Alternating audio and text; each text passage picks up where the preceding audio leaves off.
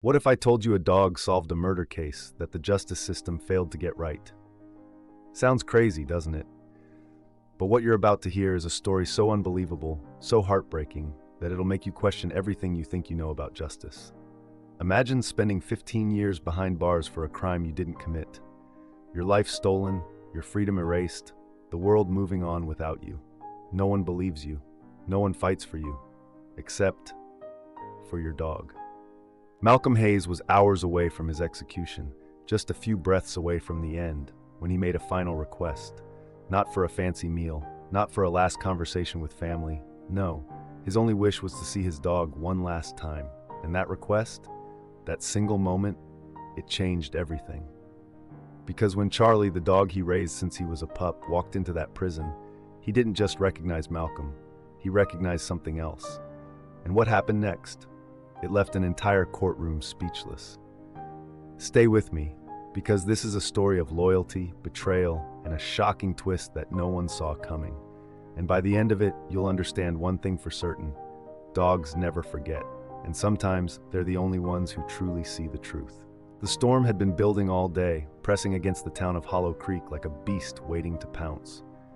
By the time night fell, thunder cracked across the sky, shaking the rusted bars of Blackwood Prison. Rain slashed at the high concrete walls, turning the dirt path leading to the main gate into thick, sucking mud. Inside, the fluorescent lights flickered, casting ghostly shadows on the damp, peeling walls. Somewhere deep within the belly of that prison, in cell 209, Malcolm Hayes sat on the edge of a thin mattress, his fingers laced together, his dark brown eyes fixed on the floor. He didn't move when the lights buzzed overhead, didn't flinch when the storm howled through the broken window in the hallway. He just breathed. In and out. Slow, steady, as if he had made peace with what was coming. Because tonight was his last night alive. The execution chamber was just 2 floors down. It was waiting for him, its leather straps tightened on the wooden chair, its metal headpiece polished, the switch ready to be pulled at the first light of dawn. The guards didn't talk about it, but he could feel it in their eyes. That tension, that weight, it clung to them, just like it clung to him. Outside his cell down the corridor, 2 officers stood near the barred door leading to death row. Officer Lyle, a grizzled man with a permanent scowl, leaned against the cold iron bars, arms crossed. He chewed on the inside of his cheek as he spoke in a low voice to Officer Brooks, a younger guard with red hair and uncertain eyes. "You ever seen one go out like this?" Lyle muttered, flicking his gaze toward Malcolm's cell. "Not a damn word, not a fight, just sitting there." Brooks shifted uncomfortably. He had been working at Blackwood for 2 years, and execution still made his stomach twist. "Maybe he's innocent," he murmured, barely audible over the storm. Lyle let out a dry laugh. "Innocent men don't end up here, kid." The younger officer didn't respond, because deep down, he wasn't sure he believed that. Inside the cell, Malcolm finally lifted his gaze. His hands, rough and scarred from years of hard labor, rested against his knees. His salt and pepper stubble cast shadows over his strong jawline. He had been a fighter once, strong, proud, unwilling to bow, but years in this place had carved lines into his face, made his shoulders heavy. 15 years. That's how long he had been locked in here, wearing guilt that wasn't his. And now, with hours left to live, he only had one thought in his mind: Charlie, his dog, his only real family. The golden-furred, tail-wagging, ever-loyal Labrador that had been his shadow since the day he picked him up as a pup. He could still remember the way Charlie used to nuzzle into his lap after long shifts at the mechanic shop, the way his big brown eyes would stare up at him with unshaken trust. Charlie's probably old now, he thought, swallowing hard. Maybe he don't even remember me. A lump formed in his throat, but he pushed it down. No point in dwelling on things that couldn't be changed. And yet, one last time. If he could just see Charlie one last time, maybe he could leave this world knowing that not everything had been taken from him.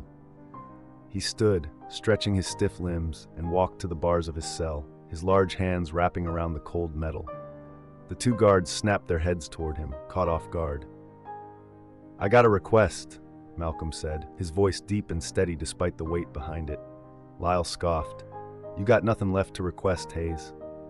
Malcolm ignored him and locked eyes with Brooks instead. I want to see my dog. Silence. The storm raged outside, thunder rolling over the hills, shaking the foundations of the prison. But inside the corridor, everything was still. Brooks blinked. Even Lyle looked momentarily caught off guard. Prisoners on death row usually begged for mercy, for another appeal, for a priest, never for a dog.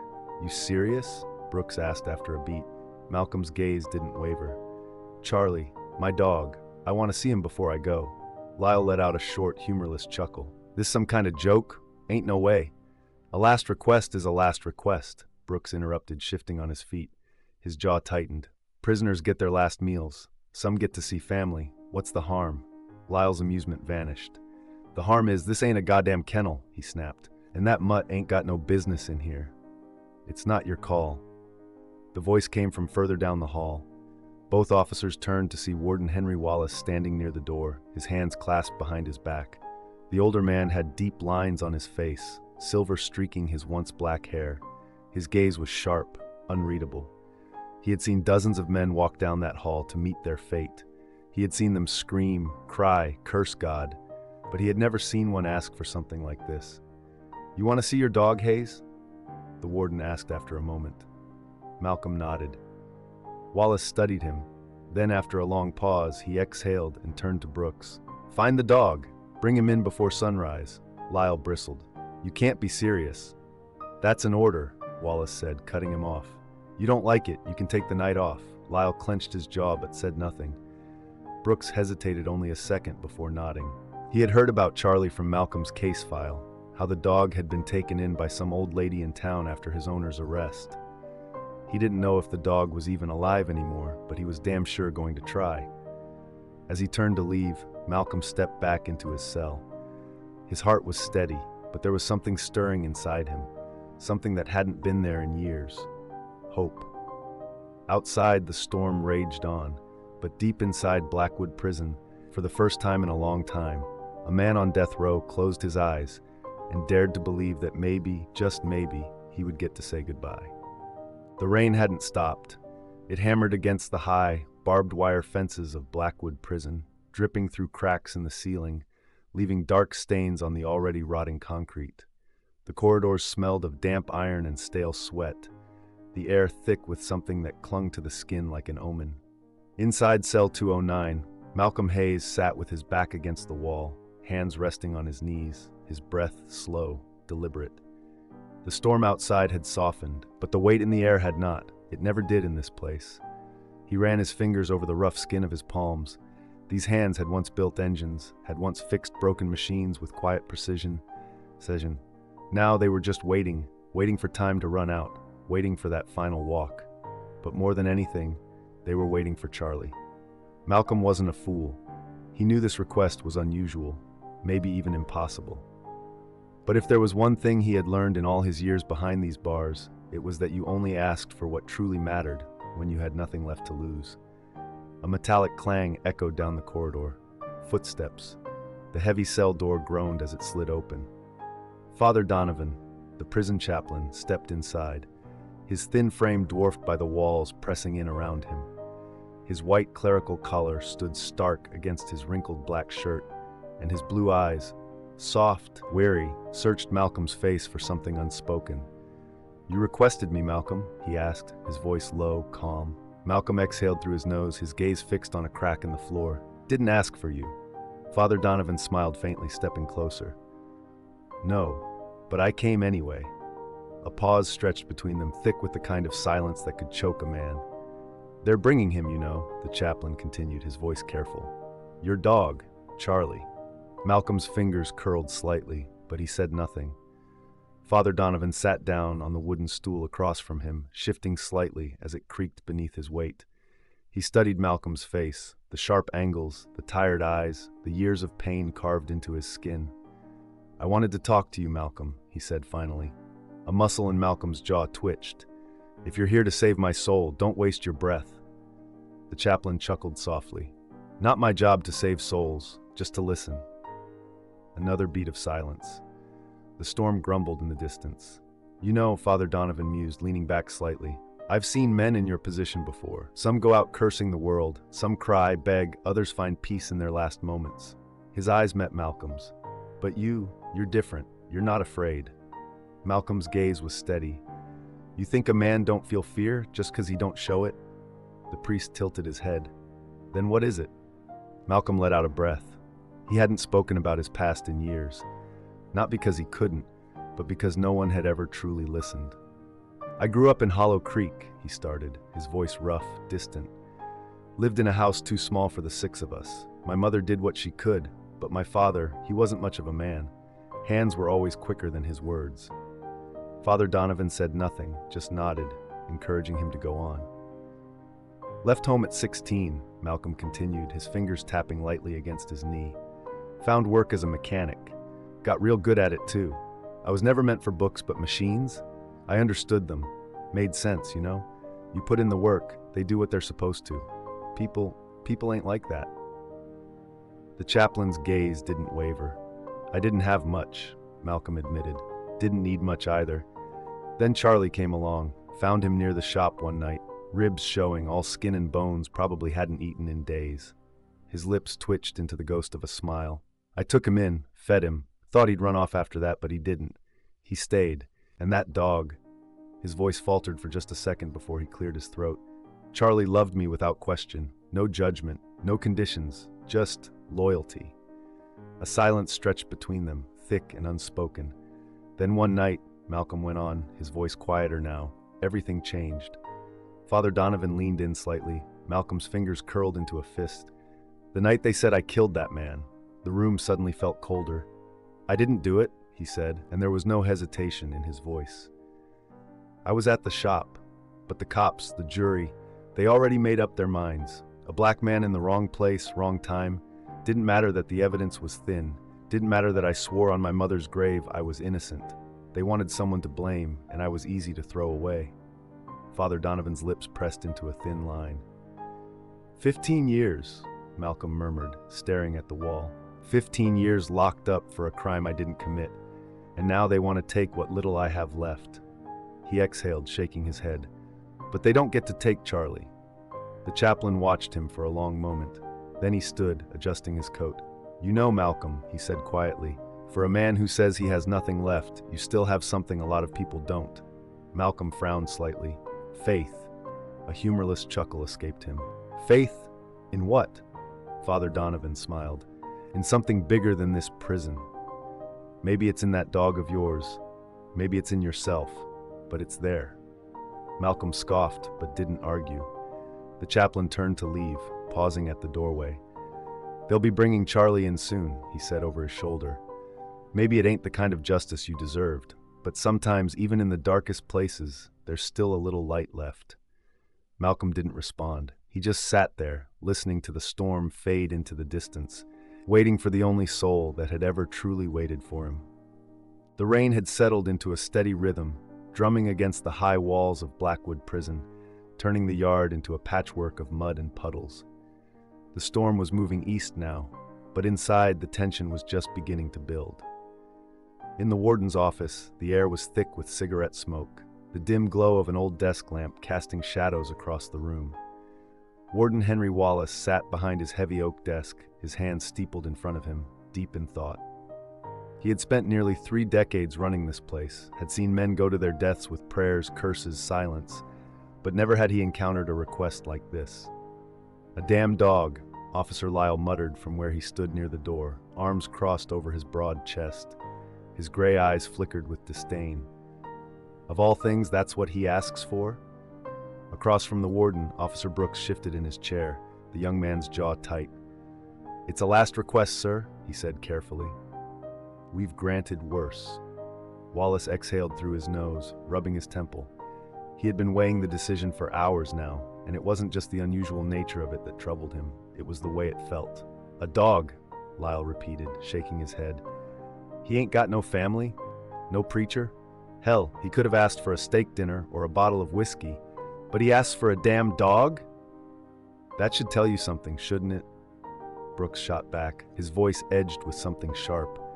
The only thing he has left in this world is that animal, and we're gonna deny him that? Lyle scoffed. Man's a killer, Brooks. You feel sorry for him? Brooks's fists clenched under the table. No, that wasn't it. That wasn't it. It wasn't about feeling sorry, it was about feeling right. About the way something in Malcolm Hayes' story didn't sit well with him. The trial had been quick, almost too quick. The evidence, circumstantial at best. And now, sitting here, debating whether or not to grant the last request of a man whose fate had been decided years ago, Brooks felt something gnawing at his gut. "You think he's innocent, don't you?" Lyle sneered as if reading his mind. "Boy, you're green as grass. This world don't work like that. A jury put him in that cell. Ain't our job to question it." Brooks held his stare. And what if they were wrong? The room fell silent. Even Wallace, who had been staring at the worn wood of his desk, finally looked up, his deep-set eyes unreadable. Lyle laughed under his breath. "Ain't our problem." Wallace leaned back in his chair, rubbing a hand over his grizzled chin. "The governor won't like this," he muttered, almost to himself. Brooks straightened. "Then don't tell him." Lyle turned on him. "Are you out of your damn mind? What harm is there in granting it?" Brooks shot back. "Charlie comes in, he sees the dog, and that's it. We don't gotta tell anyone outside these walls." Wallace tapped his fingers against the desk. The weight of the decision settled in his gut like lead. He had sent men to their deaths before, watched them take their final steps down that cold, gray hallway. He had seen guilt, rage, regret, but Malcolm Hayes carried none of those things. The warden exhaled slowly. "Bring the dog." Lyle's face twisted. "You can't be serious." Wallace's gaze was sharp, unwavering. "It's done." Brooks stood immediately, relief flashing in his eyes, but Lyle slammed his hand against the wall. "This is a goddamn circus," he spat. "What's next? We let him out for a walk? Give him a pat on the back?" "You don't have to like it," Wallace said, voice low, firm. "But you will follow orders. You don't, and you're out."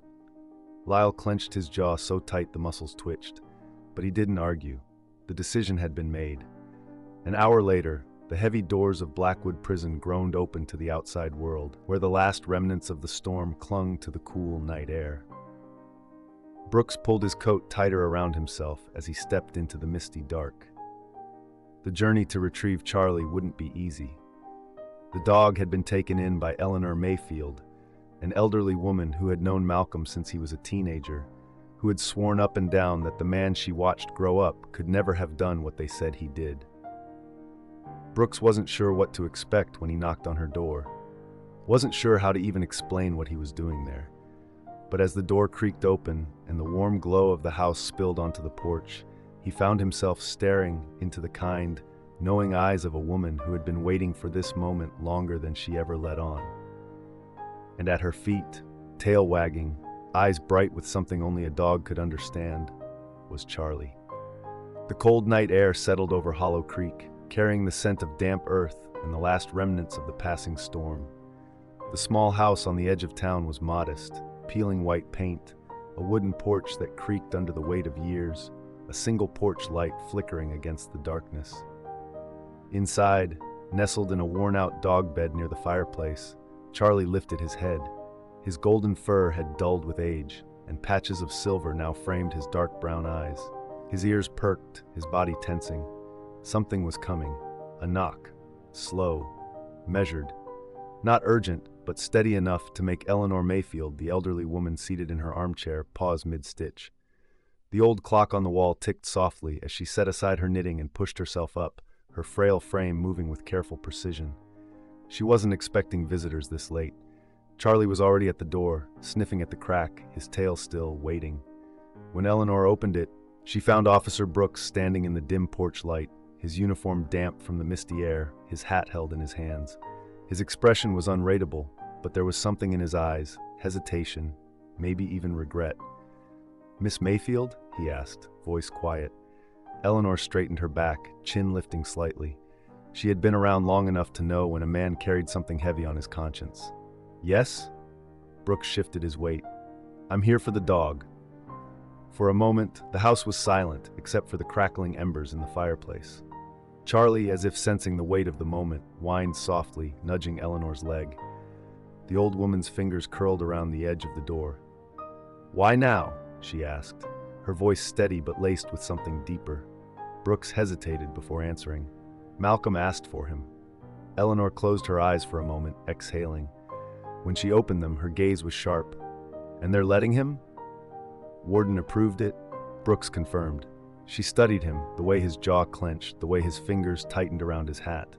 He was young, too young to have the kind of doubts he was clearly wrestling with. "Do you believe it?" she asked, tilting her head. Brooks blinked. "Believe what?" "That he's guilty." A muscle in his jaw twitched. Charlie let out a low huff, sitting beside her, his warm body pressed against her leg. "I." Brooks stopped, let out a slow breath. He didn't know what to say. Eleanor nodded knowingly. "That's what I thought." She turned, stepping inside, leaving the door open. "Come in. You can take him in the morning." Brooks hesitated, then followed, closing the door behind him. Charlie lay curled beside Eleanor's chair, ears twitching, his eyes watching every movement. His body might have aged, but his instincts were as sharp as ever. He knew something was happening, something big. Eleanor sat in her chair, watching Brooks as he stood near the fireplace, his gaze flickering between the flames and the old photographs on the mantel. One in particular caught his attention. It was Malcolm. A younger Malcolm, standing beside a battered old truck, grease on his hands, a wide grin on his face. Beside him, Charlie, just a puppy, tongue hanging out, tail a blur. Brooks swallowed. "He took that dog in when no one else would," Eleanor said suddenly, following his gaze. Charlie was half-starved, barely had the strength to walk. But Malcolm? He never hesitated. He saw something worth saving. Brooks shifted uncomfortably. "I read the case files. No mention of a dog." Eleanor scoffed. "Of course not. They didn't care about the parts of him that mattered." Charlie stretched, letting out a deep sigh, his tail thumping against the floor once. "I've had this dog for 15 years, Eleanor continued. "And you know what's funny? He never once stopped waiting for Malcolm." Brooks frowned. "What do you mean?" Eleanor glanced down at Charlie, running a gentle hand over his fur. "Every night, around the same time, he sits by the door, just waiting, like he thinks Malcolm's gonna walk through any second." Something tightened in Brooks's chest. "Dogs don't forget the ones they love," Eleanor murmured, her voice softer now. "And if Charlie still believes in him, maybe you should too." The fire crackled, sending golden light dancing across the room. Brooks looked down at Charlie, the way the old dog had settled by Eleanor's feet, eyes half-lidded but still alert. He thought about the way Malcolm had asked for him, not with desperation, not with manipulation, just truth. For a man about to die, the only thing that mattered was seeing his dog again. And something about that made Brooks's doubts dig in deeper. Dawn came slowly, the first streaks of light breaking through the mist that clung to the ground. The prison transport car idled outside the house, the engine humming low. Charlie stood beside Eleanor on the porch, his tail still, his ears twitching, his eyes fixed on the open car door. Brooks knelt in front of the old dog, one hand resting on his collar. "You ready, boy?" he asked quietly. Charlie looked up at him, then past him, toward the prison, toward the place where his real home had been stolen from him. He didn't hesitate. He took a step forward, then another. As Brooks led him toward the car, Eleanor called out, "Tell Malcolm something for me." Brooks turned. "Tell him," she said, her voice steady despite the sheen of tears in her eyes, "that Charlie never stopped waiting."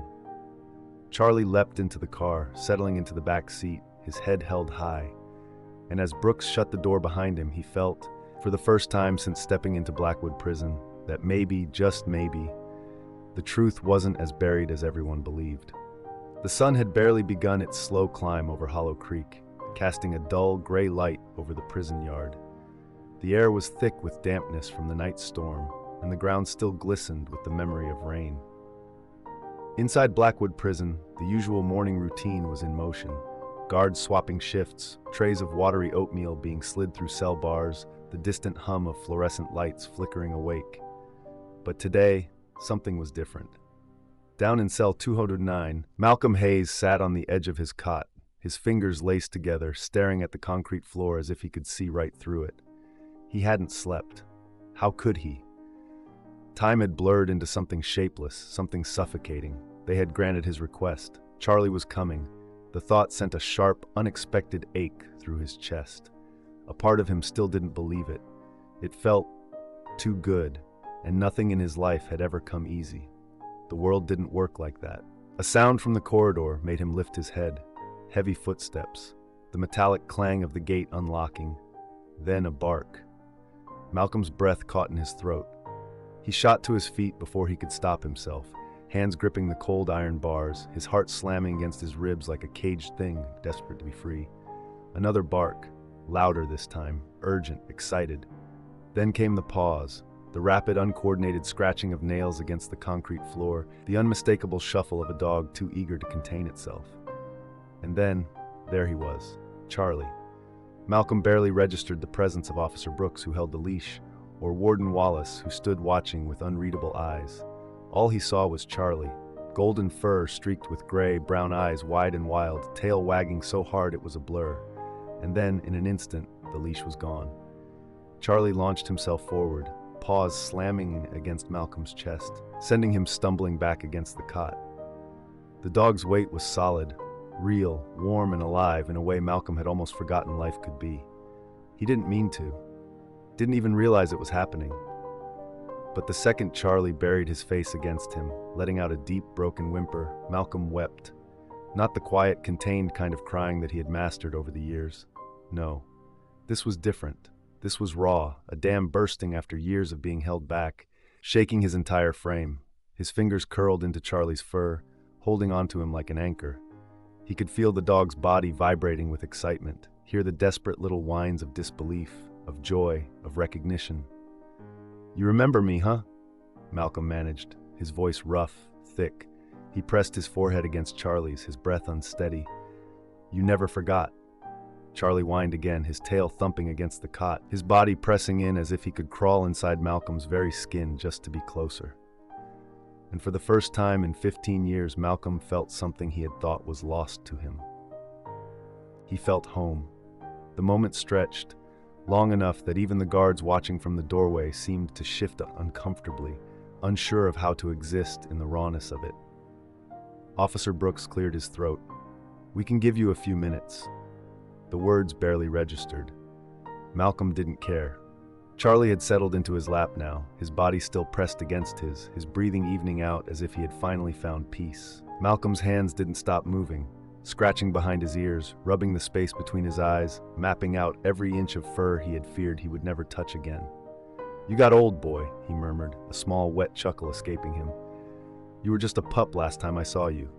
Charlie licked his face in response, a quick, messy swipe of affection, as if to say, "Yeah, well, so did you." Malcolm exhaled, shaking his head. He felt exhausted, drained, but in a way that mattered, in a way that didn't feel like defeat.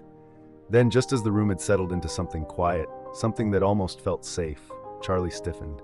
Malcolm felt it immediately. The way the dog's body tensed, the way his ears perked, his tail freezing mid-wag. His head snapped toward the doorway. Malcolm followed his gaze, and that's when he saw it. Officer Lyle, standing near the back, arms crossed, his face twisted in that same sneer he always wore. But Charlie was growling, low, deep from the chest, the kind of growl that wasn't playful, that wasn't unsure. It was knowing. Malcolm frowned.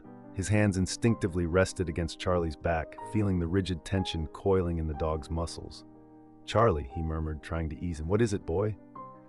Charlie didn't move, didn't blink, didn't look away.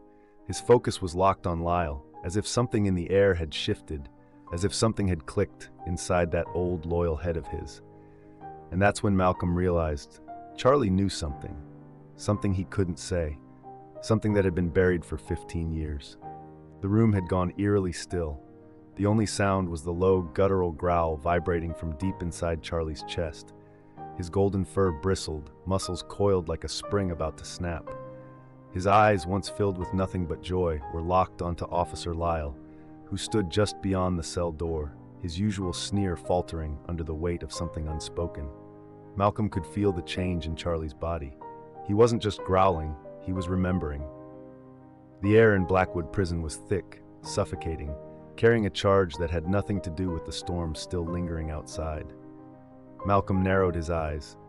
His grip tightened on Charlie's fur, steadying the dog, but his heart had already picked up its pace, hammering against his ribs. "What's wrong, boy?"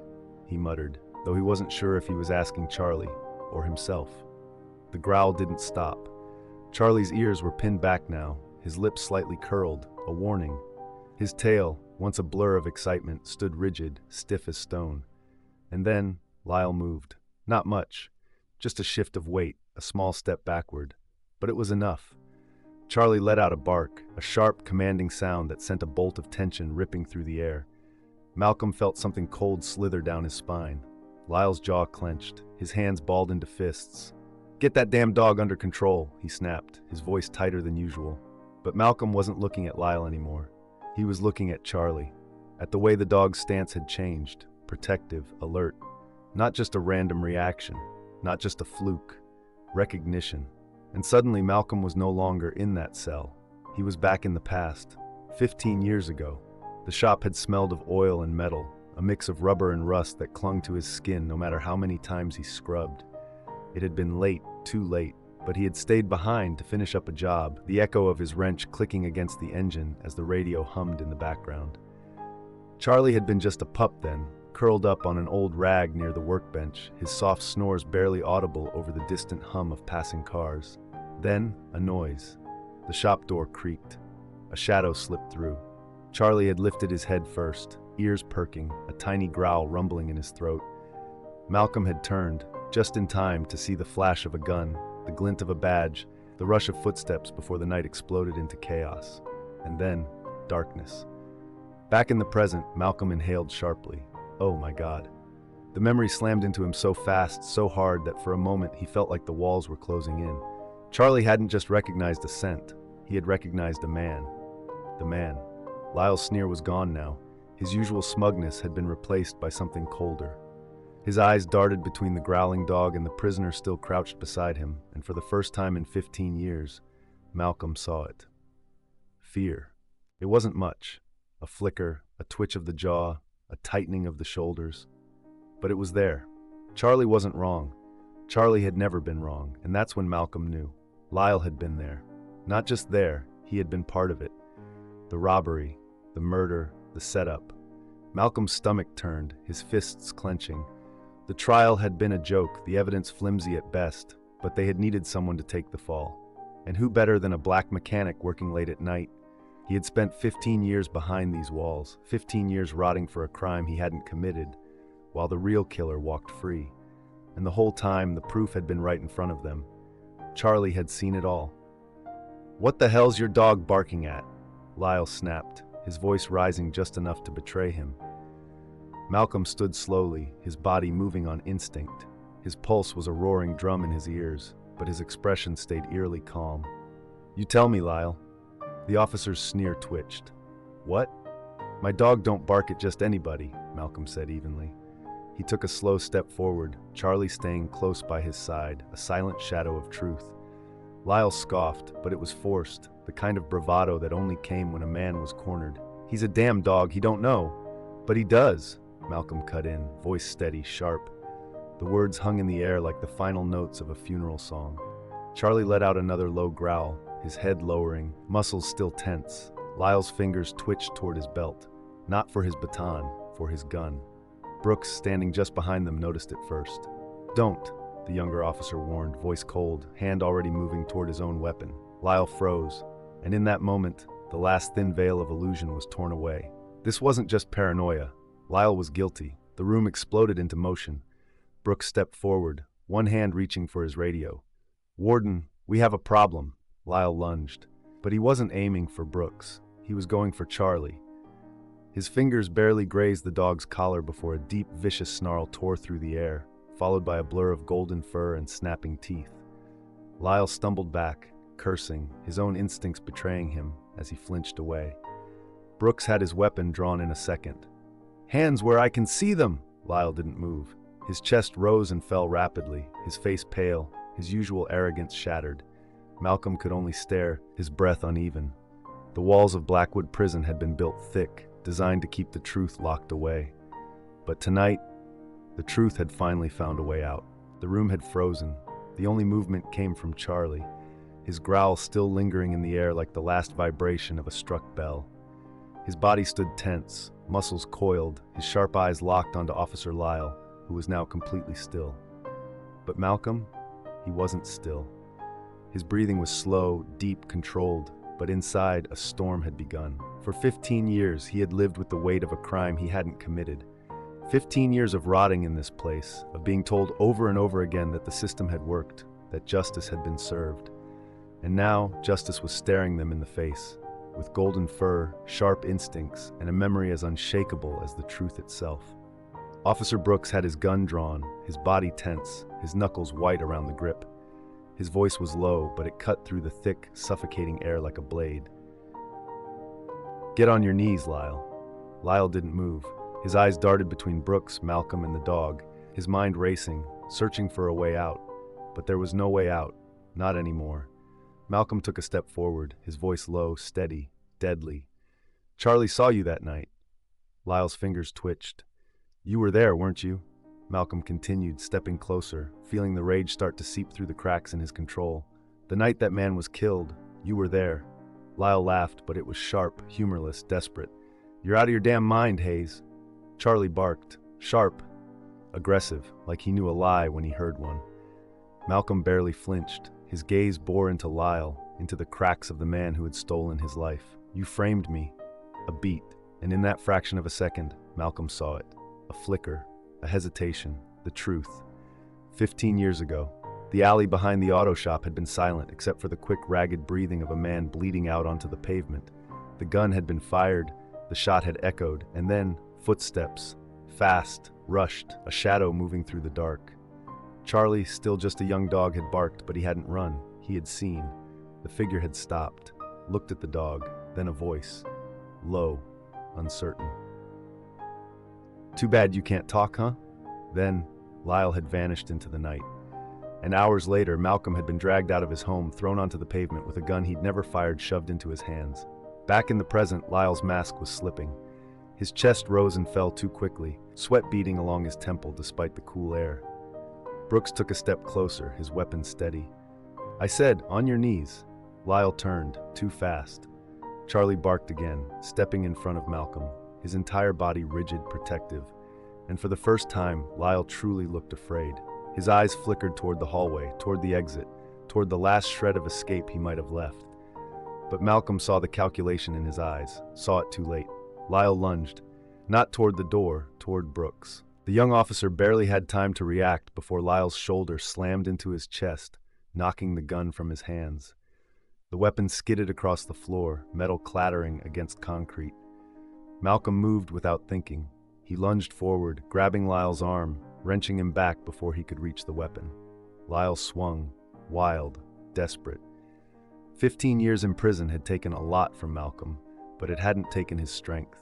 He dodged the first hit. The second one clipped his jaw, but it didn't matter, because in the next second, Charlie was there. The dog sprang forward, snapping his teeth around Lyle's wrist before the officer could reach for his belt. A sharp, pained yell ripped through the cell block as Lyle stumbled back, his face twisting in shock and fury. Brooks recovered fast, too fast. Before Lyle could react, the younger officer had grabbed his gun from the floor and aimed it directly at Lyle's head. "You're done," Brooks growled, his voice darker than it had ever been before. Lyle froze. His breath came in short, uneven bursts. The weight of everything seemed to crash over him at once. The truth. The years of corruption. The lies. He had been caught by a dog. A laugh, small, disbelieving, laced with something bitter, escaped Malcolm's lips. "Guess you weren't expecting that, huh?" Lyle's jaw clenched. Outside the cell block, more footsteps were approaching, fast. The other guards, the warden. Malcolm inhaled deeply, his chest rising and falling with the weight of 15 years of stolen time. And Charlie? Charlie stood beside him, head high, tail still, as if he had known all along. The heavy clang of the prison alarm split the air, a shrill metallic sound that sent ripples of urgency through Blackwood Prison. The distant thunder of footsteps, officers rushing down the corridor, reverberated against the stone walls, growing louder by the second. But inside cell 209, time had slowed. Lyle was still on his knees, his chest rising and falling with uneven breaths. His wrist, where Charlie had clamped down, was red and swollen, but he wasn't looking at that. He was looking at Malcolm, looking at the man he had stolen 15 years from, a man who was supposed to die today. Malcolm stood over him, his hands clenched at his sides, his jaw tight. For the first time in years, the chains around his fate had cracked. Charlie, still by his side, let out a low, warning growl, his golden fur bristling under the dim prison lights. Then, the door burst open. A wave of officers rushed inside, weapons drawn, voices sharp, demanding control of a situation they didn't yet understand. "Stand down!" one of them barked. Brooks was the first to step back, hands raised. His weapon was still pointed at Lyle, but his voice remained calm, firm, certain. "Lyle's the real killer." The words hung in the air, freezing everyone in place. Warden Wallace strode in behind them, his face set in a deep scowl, his gaze cutting through the chaos. "What the hell is going on?" he demanded. Silence. Then Malcolm spoke. My dog recognized him. Somewhere in the room, someone scoffed, a quiet murmur of disbelief. Malcolm ignored it. His eyes never left Wallace, never wavered. He had nothing left to lose, but he also had nothing left to fear. "Lyle was there that night," he said, his voice steady, controlled. Charlie recognized his scent. He's been locked in with this memory for 15 years, and the second he saw Lyle, he knew. Charlie let out a small whimper, nudging Malcolm's leg as if to back him up. Brooks took a step forward, his voice unwavering.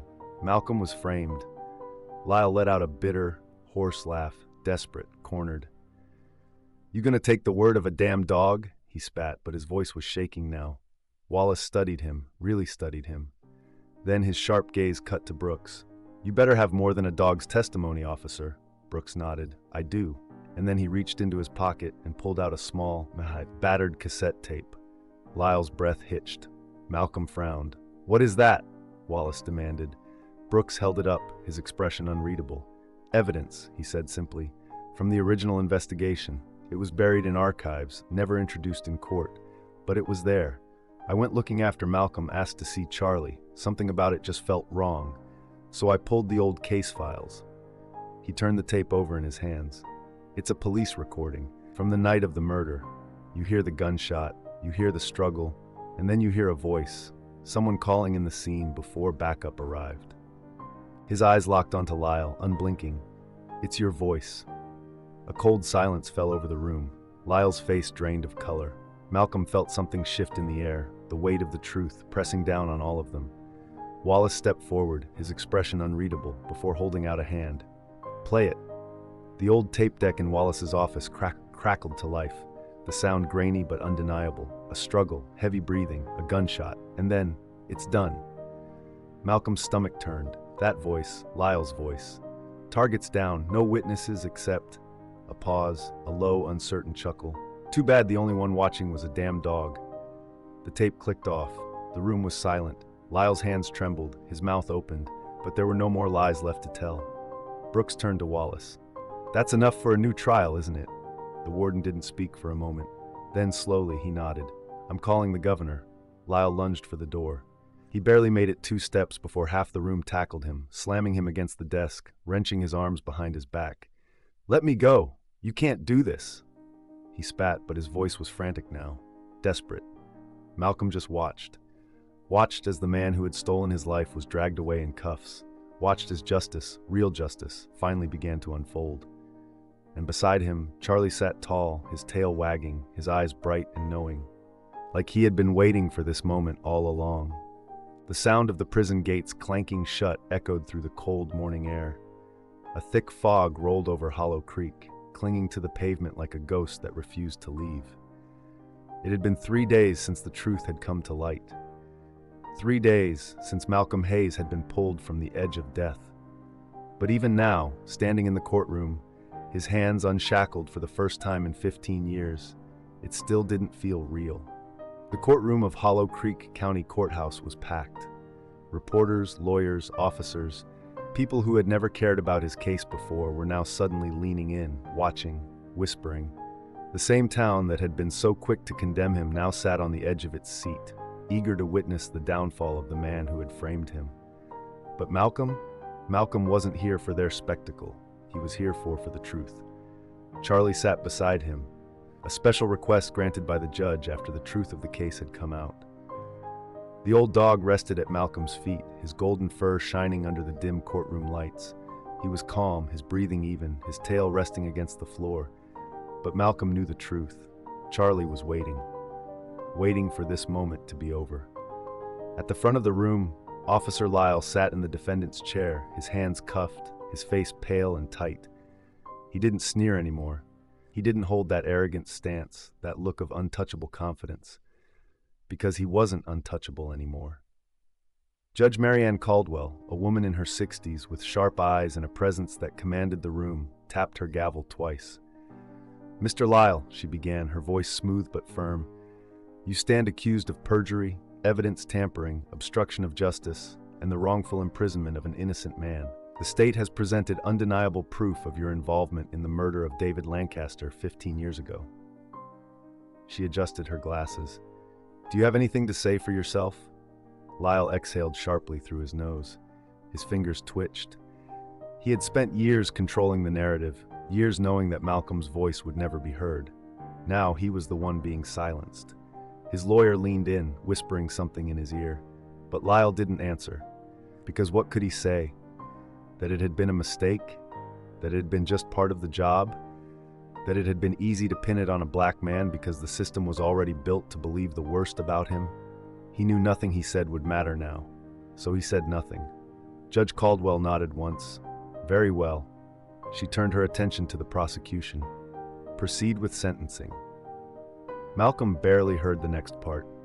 The lawyers spoke in their formal tones, listing crimes, citing laws, outlining the years of punishment that would be handed down. 25 years, no parole. The very thing Malcolm had spent 15 years suffering through, now belonged to Lyle. Malcolm should have felt something. Relief, closure, satisfaction. But instead, he just felt tired. The hearing ended. The courtroom buzzed with movement, papers shuffling, people standing, whispers spreading like wildfire. Malcolm stayed seated, his hands rested on his knees, his breath came slow and steady. Charlie nudged his leg gently, sensing the weight pressing down on his chest. Brooks approached from the side, his uniform crisp, his expression unreadable. "It's over?" he said quietly. Malcolm glanced at him. "Nah," he muttered, shaking his head. "It ain't over, it's just done." Brooks didn't argue, because he knew what Malcolm meant. They could lock Lyle away. They could take away his badge, strip him of his freedom, his power, his title. But nothing, not a single one of those things could give Malcolm back what had been stolen. 15 years. 15 years of wasted time, of missed moments, of nights spent staring at the ceiling, wondering if the world had forgotten he ever existed. That wasn't justice. That was just the end of a chapter. And Malcolm wasn't sure what came next. Outside the courthouse, the sky had begun to clear. The last remnants of fog drifted off, revealing a crisp blue stretching across the horizon. Malcolm stepped down the stairs slowly, feeling the weight of the world pressing against him. People were waiting, reporters, cameras, strangers who suddenly cared about his name. He ignored them all. Instead, he knelt down beside Charlie, scratching gently behind the old dog's ears. "We made it, boy," he murmured, his voice quiet, rough. Charlie wagged his tail, his eyes bright, knowing. They had made it, but where they were going now, that was still a mystery. The air outside Hollow Creek County Courthouse smelled different. Crisp, fresh, like rain-soaked earth after a storm. For 15 years, Malcolm Hayes had breathed nothing but stale air, thick with the weight of iron bars and cold concrete. Now, standing on the courthouse steps, with no chains on his wrists, no walls around him, and no sentence hanging over his head, he didn't quite know what to do with himself. The reporters swarmed. Their voices blended into a mess of questions, microphones shoved toward his face, cameras flashing in a dizzying assault of light. "Mr. Hayes, how do you feel now that justice has been served? Do you have any statement for the people who wrongfully convicted you? What do you plan to do with your life now?" Malcolm barely heard them. Instead, he looked down at Charlie, who sat by his side, the one steady thing in a world that suddenly felt too big.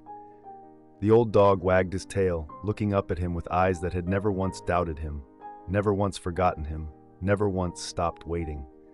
"Come on, boy," Malcolm murmured, reaching down, scratching behind Charlie's ear. Then, without answering a single question, without looking back once, he walked away. The streets of Hollow Creek hadn't changed much. The same brick buildings lined the roads, the same rusty street signs, the same narrow sidewalks cracked with time. But to Malcolm, everything felt different. The world had moved on without him. People passed by, some throwing cautious glances, others staring openly. He could hear their whispers. Some recognized him, some didn't. That's him, Malcolm Hayes, the guy they locked up for 15 years. Did you hear? It was that cop, Lyle. Set him up. I always knew something was off about that case. You didn't say that 15 years ago. Malcolm kept walking. Charlie trotted beside him, tail swaying, as if nothing had changed, as if they were just taking a casual stroll like they had a lifetime ago. But it wasn't a lifetime ago. And Malcolm? He didn't have a home to go back to. The small house sat at the edge of town, tucked behind a picket fence that had long since lost its paint. The porch steps creaked as Malcolm climbed them, a sharp reminder of just how much time had passed since the last time he had been here. He knocked once, then again. He heard the shuffle of footsteps inside. And when the door finally opened, Eleanor Mayfield stood there, her wrinkled hands resting on the edge of the doorframe, her sharp eyes locking onto his like she had been waiting for this very moment. For a long time, neither of them spoke. Charlie whined, pushing his nose against the door, tail wagging frantically. Eleanor exhaled sharply, her lips pressing into a thin line. "Took you long enough," she muttered, stepping aside. Malcolm hesitated. He wasn't the same man who had left this house 15 years ago. But then Eleanor's fingers wrapped around his wrist, firm, steady. "Don't just stand there, boy. Get inside before I change my mind." So Malcolm stepped in. The house smelled the same, like old books, lavender, and something warm lingering in the air, like memories that refused to fade. Charlie ran straight to the rug near the fireplace, curling up like he had never left. Malcolm just stood there, taking it all in. Eleanor watched him for a moment before sighing. "You eaten today?" Malcolm glanced at her. "Not yet." She turned toward the kitchen. "Well, sit your behind down. I didn't keep this place waiting all these years just to let you starve on your first night out." A chuckle, small, rough, unexpected, escaped him. He had forgotten what home felt like. That night, Malcolm sat on the porch, the wooden chair creaking beneath him, the night air crisp against his skin. Charlie lay at his feet, breathing slow, steady. The stars stretched endlessly above them. No bars, no walls, just sky. For the first time in 15 years, Malcolm didn't feel trapped. But he didn't feel free either. Not yet. Because freedom wasn't just about walking outside the gates. It was about learning how to live again. And that was going to take time. Malcolm reached down, running his fingers through Charlie's fur. "Guess we got a lot to figure out, huh, boy?" Charlie let out a small huff, his tail wagging once as if to say, "Yeah, but we'll do it together." And for the first time in years, Malcolm let himself believe that maybe, just maybe, life wasn't over yet. What a story, right? A man sentenced to die, a loyal dog that never forgot, and a truth that only came to light in the very last moments. It makes you wonder, how many other people are out there, locked away, waiting for justice that may never come? This isn't just a story about a man and his dog. It's a story about loyalty, about how the truth always finds a way to the surface, no matter how deep it's buried. And if there's one thing we can take from this, it's that sometimes the ones who stand by us in our darkest moments are the ones who see the truth clearer than anyone else. Now let me ask you, how much do you really pay attention to the people or animals who have always been by your side? How often do we ignore the things that don't seem important, only to realize later that they held the answers we were looking for all along? And most importantly, if you were in Malcolm's shoes, do you think someone or something would fight for you? If this story moved you, if it made you question what you thought you knew, then I invite you to be part of this community. Subscribe to the channel, turn on notifications, and stick with us for more stories that challenge, inspire, and make you see the world in a different way. Thank you for watching, and remember, sometimes the most powerful voices don't speak in words at all.